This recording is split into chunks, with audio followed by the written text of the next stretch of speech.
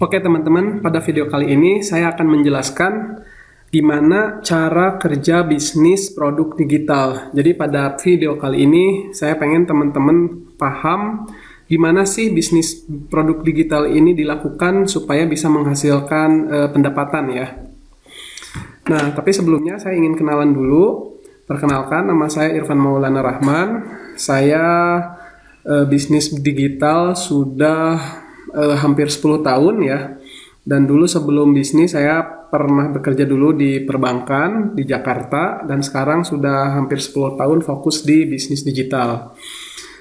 Kemudian bisnis yang saya sedang rintis saat ini adalah Odelia ya, salah satu brand fashion hijab. Kemudian saya juga mendirikan Digipreneur Labs, di mana ini adalah komunitas yang saya bentuk untuk membantu anak muda bisa mandiri finansial dari bisnis digital, dan ini home base-nya di Bandung ya, di Sumedang.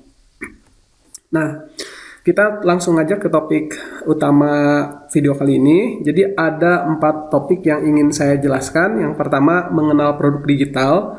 Kemudian yang kedua, cara memilih produk digital tanpa repot bikin sendiri. Yang ketiga, cara menentukan siapa target marketnya dan apa masalah mereka. Dan yang terakhir, cara menjual produk digital. Nah, materi ini sebenarnya khusus teman-teman yang baru mulai dan untuk pemula ya. Jadi sebelum kita masuk ke materi lebih dalam, saya akan perkenalkan dulu produk digital itu seperti apa ya.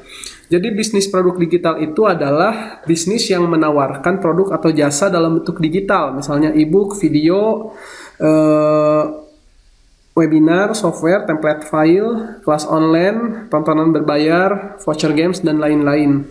Jadi bisnis digital ini bukan MLM ya, atau bentuk Ponzi, piramid, kripto, dan lain sebagainya. Jadi tanpa kita sadar, sebenarnya kita saat ini sudah memakai banyak produk digital, misalkan beli pulsa ya, langganan Netflix, langganan YouTube, atau langganan Zoom gitu ya, atau beli template file keuangan dan lain sebagainya. Itu adalah bisnis produk digital ya. Nah, apa sih kelebihan bisnis produk digital dibandingkan produk fisik? Nah, yang pertama, modalnya tuh minim dan risikonya kecil ya. Kalau misalkan saya punya bisnis hijab nih sekarang, bisnis fashion, itu kalau mau launching satu produk aja biasanya modalnya bisa 5-10 juta ya, untuk beli kain, kemudian bikin sampel, nanti terus photoshoot, kemudian produksi yang dengan stok awal itu lumayan gitu. Kalau sebulan saya launching 3 produk, berarti kurang lebih bisa 20-30 juta. Tapi kalau bisnis produk digital, kita bisa mulai dengan menjual produk orang lain ya, atau kita bisa buat sendiri sesuai dengan kompetensi kita.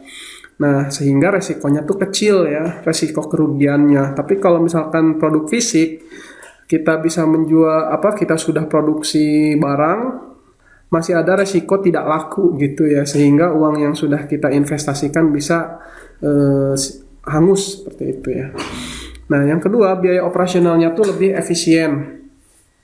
Nah, untuk bisnis produk digital, ini kita bisa lakukan sendiri, bahkan di rumah ya, tidak perlu sewa kantor dan lain sebagainya. Tapi kalau misalkan kita bisnis produk fisik, itu kadang perlu sewa toko gitu ya, pengadaan stok, karyawan dan lain sebagainya. Jadi sangat efisien sekali kalau bisnis produk digital ini, beda dengan produk fisik.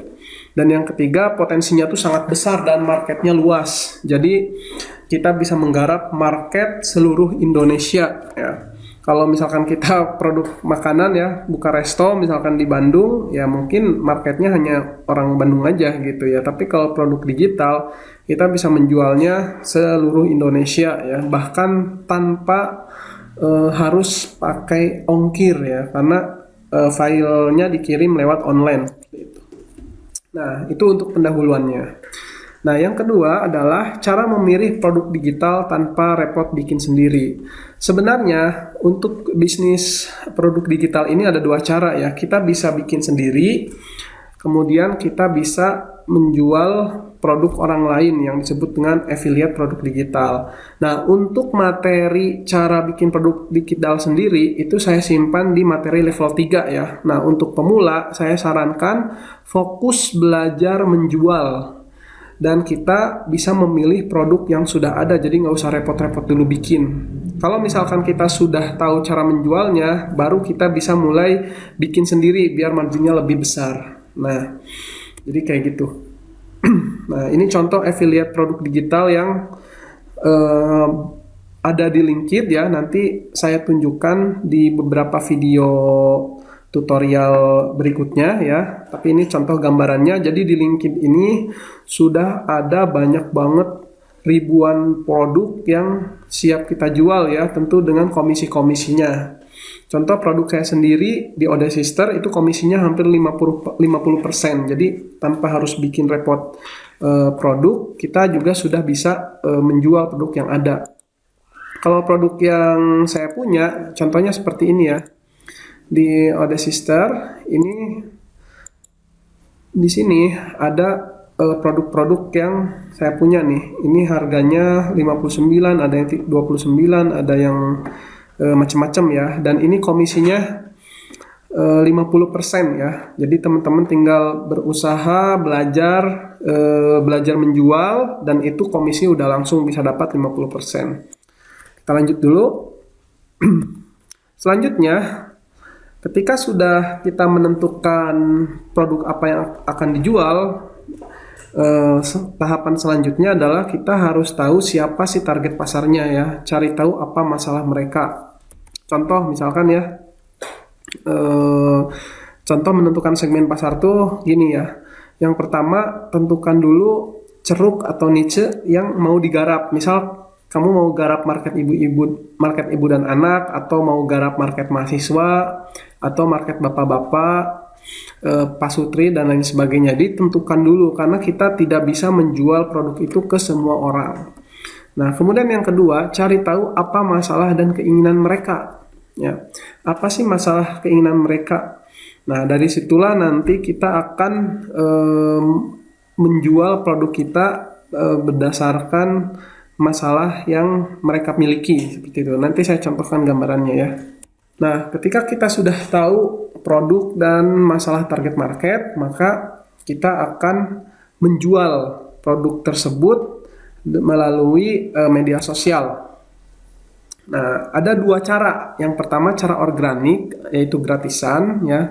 Jadi kalau cara organik itu kita bikin akun LinkedIn, kemudian bikin akun Instagram, kemudian kita membuat konten yang relate dengan produk yang akan kita jual ya. Ya, saran saya 2-3 konten per hari.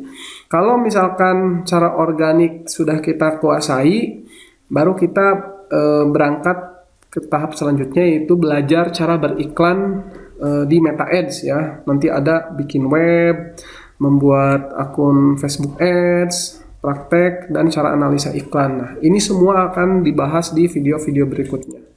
Kesimpulannya, teman-teman harus paham alur bisnis produk digital itu. Yang pertama tadi, tentukan produknya.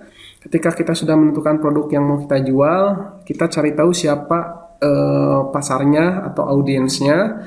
Kemudian kita promosikan lewat Instagram dengan konten yang kita buat dari masalah-masalah yang dihadapi oleh target market. Dan dari konten ini nantinya akan terjadi penjualan ya, akan terjadi penjualan dengan memberikan produk digital yang akan menjadi solusi dari masalah market tersebut ya. Untuk lebih jelasnya silahkan lanjutkan nonton videonya. Sampai di sini dulu.